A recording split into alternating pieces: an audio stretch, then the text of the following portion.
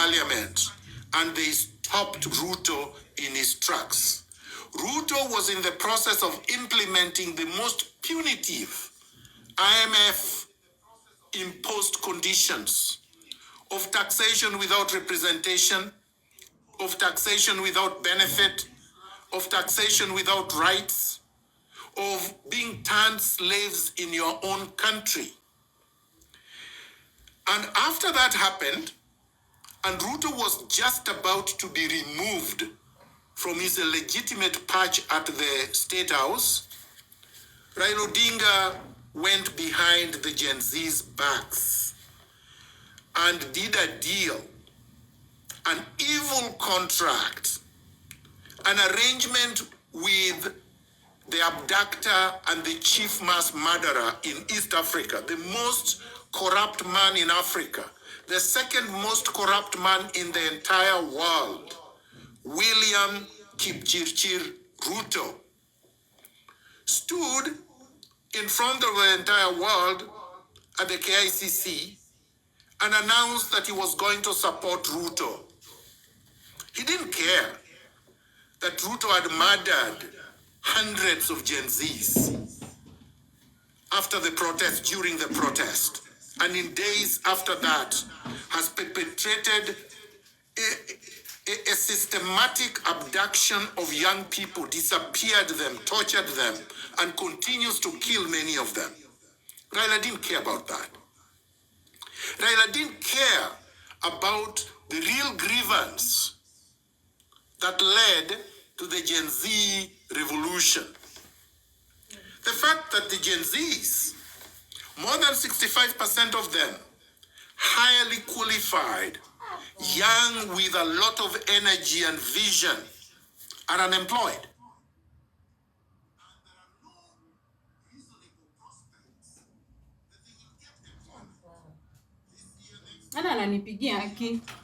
Who is this calling me?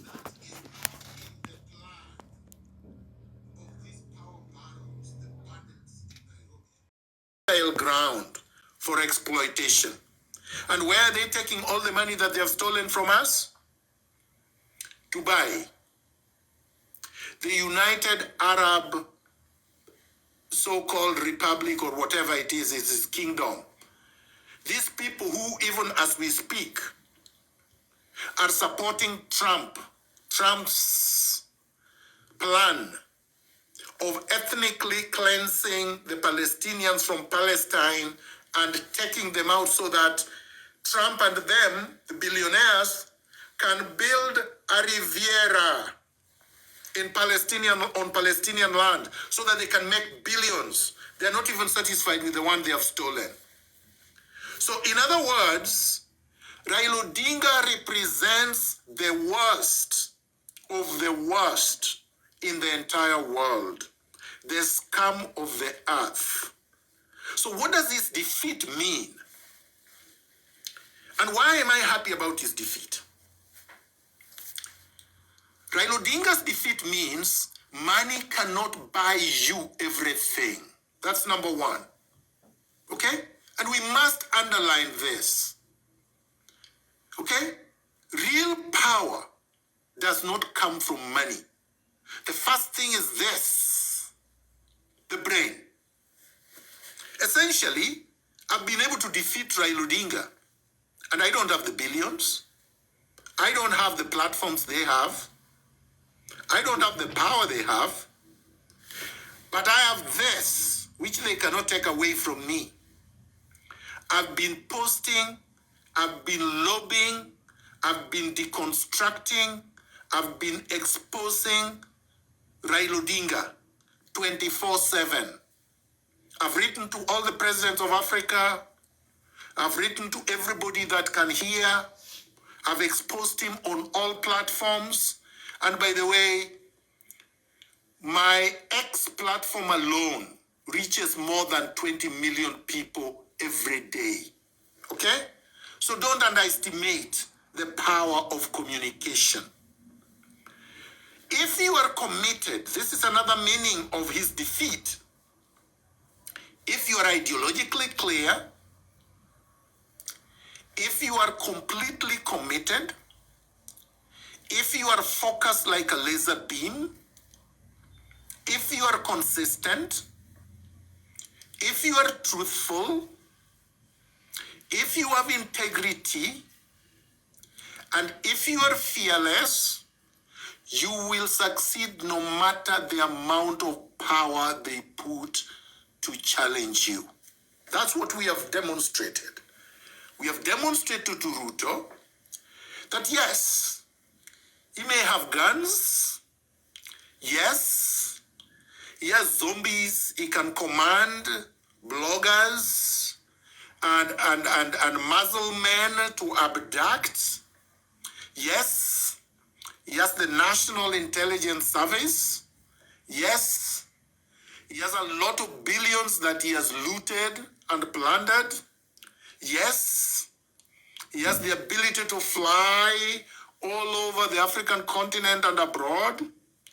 Yes, he can bamboozle and he can try to threaten and intimidate, but in the end, it is truth that prevails. You can do all these other things, but in the end, truth prevails. All right? So that's number 2. Lesson number 2. Lesson number 3. The record that you leave behind, the record of evil doing, the record of betrayal, the record of retrogressive politics perpetrated consistently and persistently by these renegades, by these bandits,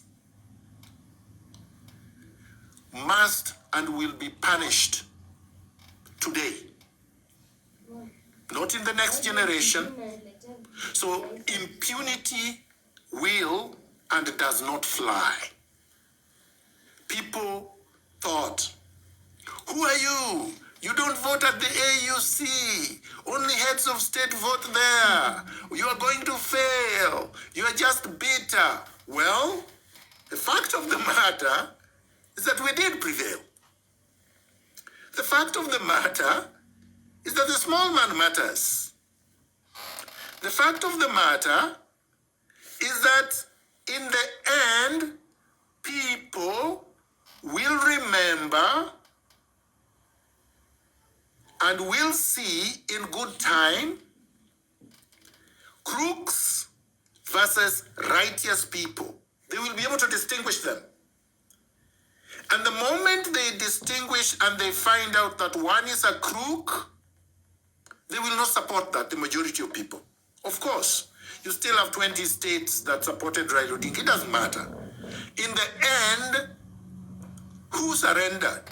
Who was defeated at the AUC? It was Raila Odinga. It was not Mohammed Yusuf. It was Raila Odinga.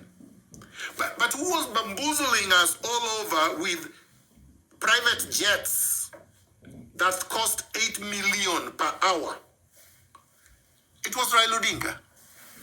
Who took 300 plus, lunatics to go and dance in Addis Ababa and play music, Lingala, and go into 5-star hotels, and try to impress the world with their ridiculousness? It was Raila Odinga and William Ruto. Where did that take them? To the dustbin of history. Okay? Just like it did to Uhuru Kenyatta when Uhuru Kenyatta tried to sell Amina Mohammed. So whether Uhuru Kenyatta, whether it is Ruto, whether it is whoever, impunity will not prevail. Number 3, if Raila Odinga had managed with Ruto to win the AUC chairmanship, they would have been able to create a myth and mythology around Raila Odinga. The enigma, the rubbish, a person who never succeed,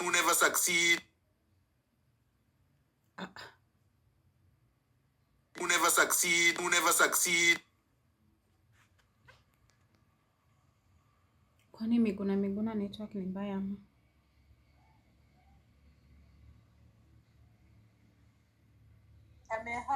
Who never succeeds. Amehang. I'm getting back.